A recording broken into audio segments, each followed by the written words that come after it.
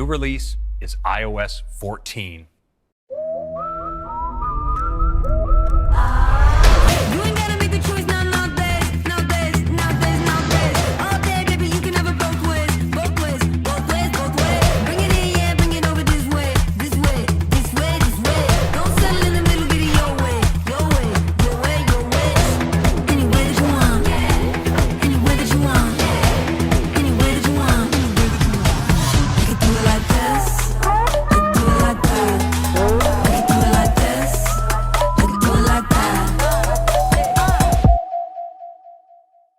Wouldn't it be great if there were a way to organize all of those apps without doing a thing? Well, this year we're doing just that with something called the App Library. It's a new space at the end of your home screen pages that automatically organizes all your apps in one simple and easy to navigate view. Let me show you. Now, like you, I have muscle memory built for the first page or two, but when it comes to all of these pages, well, honestly, I've lost track of where a lot of things are. And that's where the App Library comes in. You can see that all of my apps are automatically organized here. In fact, now with the App Library, I actually don't need all those pages for all my apps. So we created an easy way to hide app pages. I just go into jiggle mode, tap the dots at the bottom, and check this out. I get a zoomed out view of all my app pages. I can simply tap to hide the pages I no longer need, just like that. And now with those pages hidden, App Library is always just a swipe or two away. So here in App Library, getting to the app I'm looking for is really easy. Up at the top, I have the search field, and I get all my apps organized from A to Z. Now over here on the upper left, I have suggestions. It uses on-device intelligence to show me the apps that I'm likely to need next.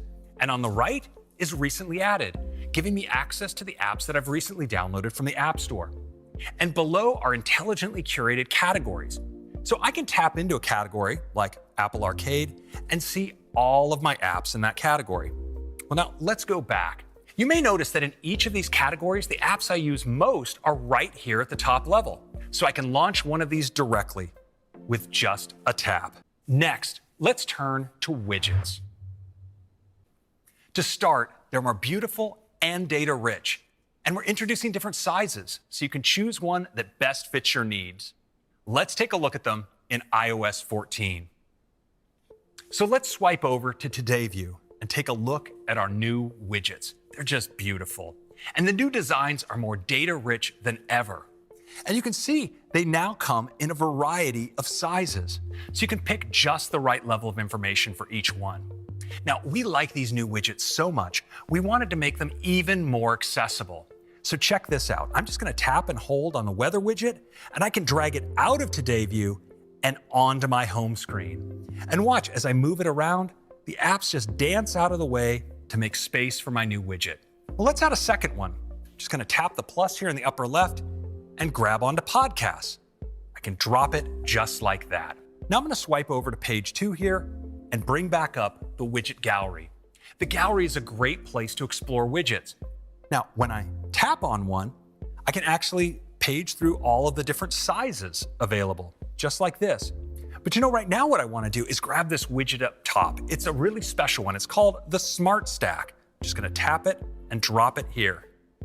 With the Smart Stack, I can easily swipe through widgets to pick just the one I want for the moment.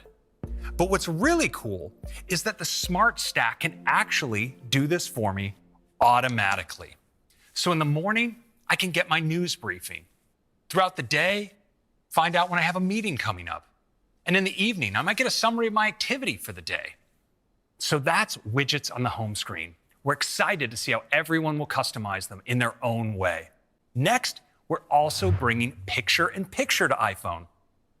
So you can access apps on your iPhone while watching video or talking on a FaceTime call.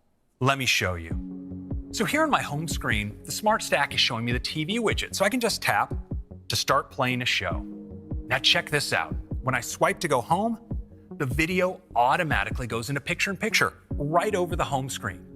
And when I launch another app, like Notes, I can keep watching. Now I can drag the picture to another part of the screen. If I want to make it bigger, I can even pinch to zoom. And as I move between applications, it stays with me. And what's cool is I can also swipe it to the side and the audio keeps playing when it's off screen. Now, here on the home screen, I can bring it back out if I want. And I have controls to get back to full screen playback, or I can just tap the X to close it. And that's picture-in-picture video. It's a great way to continue enjoying your video while tapping into everything else your iPhone can do for you.